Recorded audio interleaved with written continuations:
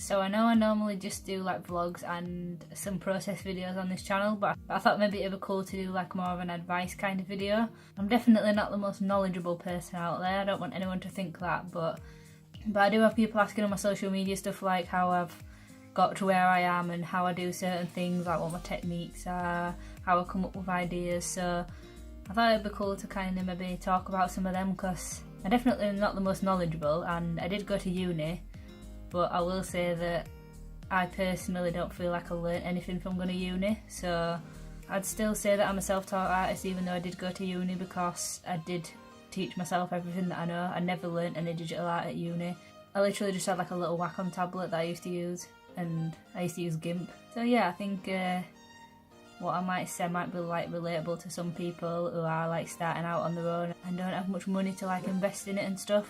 But yeah, obviously one of the biggest things that like comes up when you're starting out is everybody tells you need to have a style. In a way it's kind of like the worst thing to say to someone, because then all they do is try and find the style, and the more you look for it the harder it is to find, and everyone will say that and it's the most annoying thing ever, but it's so true. So I thought I'd do a little video today talking about that. It probably is going to be split into different parts because I think there's a lot to talk about, but like I think I said in my last vlog, that I found my style pretty quick when I did certain things. So that's basically what I'm going to talk about in these videos. I'm going to try and ink something different in each one so it's not just boring and there's nothing to look at. I mean, you could just sit and listen to it while you're working if you wanted to, but if you do want to watch it, there will actually be something happening in the video. So I'm going to ink this today. That's obviously just on my iPad. I just print them out really light and then ink over the top, but you'll be able to see when I start the video, because I completely forgot to do this bit before I actually started. So, but yeah, if you like it, let me know and I'll try and do some more of these. But I don't want to do it if people are not going to find it interesting. So this is definitely going to need more than one video, because I'm just looking through my notes now and I've written 5 pages of notes and only made 2 points. So so yeah, I think I'm gonna probably do like 3 or 4 videos, I think, just to make sure like I've covered everything and actually make the videos helpful. I've actually recorded this voiceover once already, but I did it with my earphones and it was really like muffled and I just talked absolute crap, to be honest. So I made my point, but I just waffled like hell. So I'm going to try and do a bit better this time around. Like I said, there is only like 2 points to this video. The second one is probably the main one, but I think the first one is obviously really important and the first step into finding your style. Obviously everyone's going to have different opinions on this. Personally, I found doing these things helped me find my style like really quick. These are things that I picked up by myself and didn't really learn from anyone else. Although the same advice might be out there, I just kind of learnt this through my own mistakes, so hopefully it'll kind of cut that time down for someone else. But yeah, the first point is making sure that your style actually comes from you. So this can seem pretty obvious, but the problem that a lot of people seem to have is that they see a style from someone else, like an artist they like, and pretty much just go and try to copy that, and then get really annoyed when their style doesn't look like that, or when their style doesn't take off, because it's pretty much just a rip-off of the artist's style that they like. You're probably going to really struggle to find a style doing that. But what I'm going to try and get at now is that you can be inspired by other artists. Obviously that's kind of why people get into creative work, because they are inspired by other artists. But I think it's really important to analyse why you're inspired by them, which again sounds really obvious, but you really need to like break down their work and what appeals to you. Like for example, it might be the line work that inspires you, the use of colour, their ideas in general. I think it's quite rare to just be inspired by absolutely every single part of their work. There's going to be something that probably doesn't appeal to you, but it doesn't seem obvious until you kind of break it down. So I use myself as an example. I used to really like Creature Box, I still do. They're still probably my favourite artists ever. And I think if you look back at my work from like 45 years ago, you can see how heavily inspired I was, because I pretty much tried to do what they did. I'm not going to deny that, because like I said, I think we all go through it. But then I kind of realised that obviously I wasn't going to find my style like that, and I was kind of bored, to be honest. What I did was looked at their work and thought about what it actually was that inspired me about them, because when you can do that, you can kind of then apply it to your own work and start to evolve your style.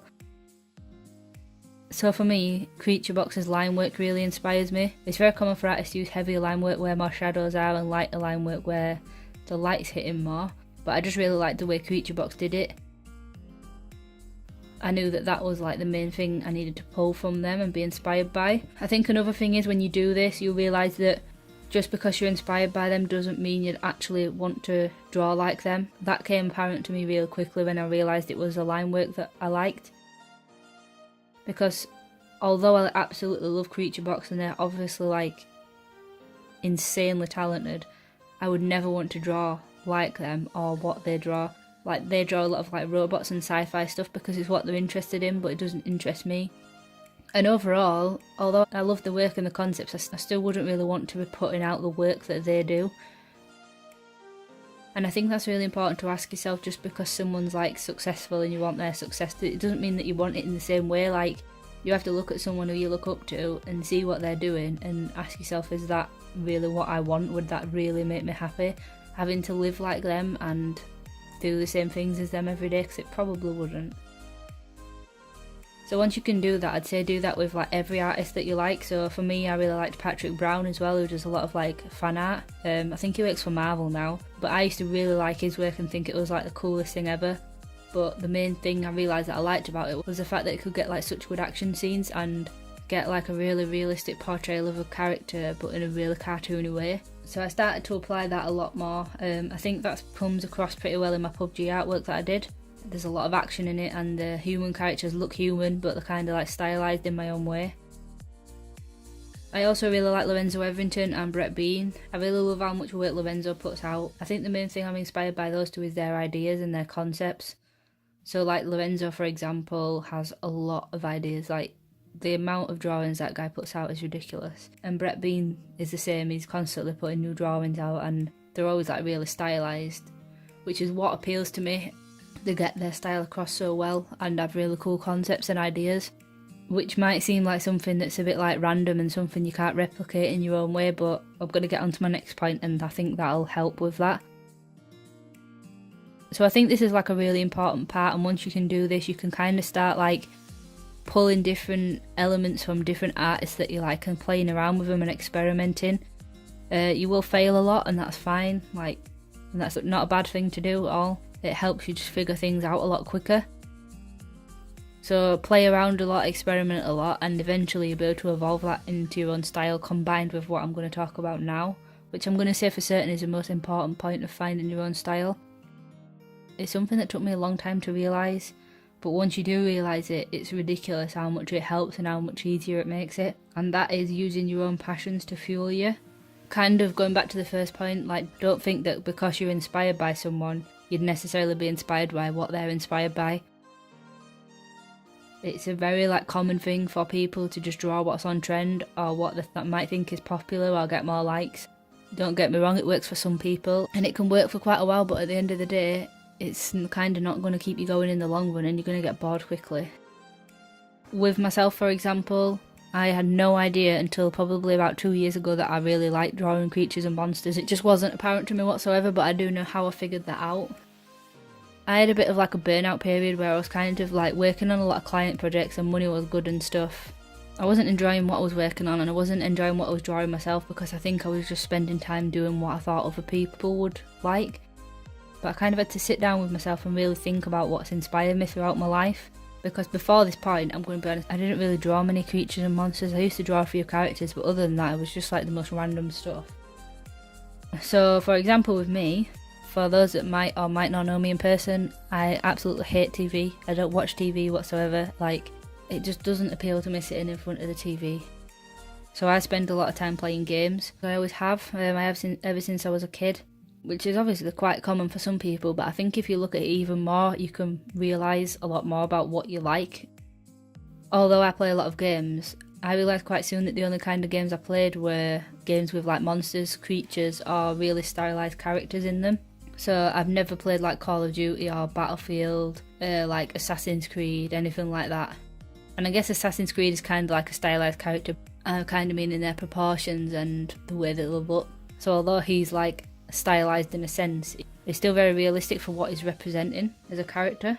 So the main games I played growing up were like Spyro and Ratchet and Clank, and then I got into things as I got older like Dying Light and The Last of Us, and I got into Final Fantasy and Skyrim. But obviously all these games have got like creatures and monsters in them, and now I'm sure everyone knows I play a lot of Overwatch, and although there's not really creatures or monsters in a sense, the characters are really stylised. I've also always been obsessed with dinosaurs and sharks. I have no idea why. They've just always interested me. Everything about them. It's not like I just like them to look. I'm genuinely interested in everything about them. I also really like fish, which sounds like the most random thing ever. I really like watching river monsters, and I must have seen every episode about 10 times, but although like it might seem sad and random and weird to some people, it's something that makes me unique. I don't mean that in like a cheesy way, but like there's been quite a few client projects where I've been able to give like a different perspective on it, purely because of watching river monsters and learning things about fish. It's the same with zombies and pirates for me. Don't really know why I've been interested in them, I just think they're really cool. But then when I figured this out, it made sense for these things to kind of influence my work. So when I say that, I don't just mean like it made it obvious for me to start drawing these things and that was it. I was just drawing dinosaurs and sharks. I also get a lot of inspiration from other parts of them. So like I've said, I really like sharks and fish, but I am interested in all animals in general. I think that's why I'm so interested in creatures, because I'm interested in why animals like live certain ways and why they look the way they do. So I find a lot of inspiration from reptiles when I'm picking colours, which might sound like a really cool idea to some people, but I can guarantee like if you try and do the same thing, you're probably not going to do it in the same way that I do, because I'm interested in it in a different way. Like I'm interested in why they're coloured the way they are and the way the patterns work, but it's an interesting way to use what I'm passionate about to add another kind of element to my work.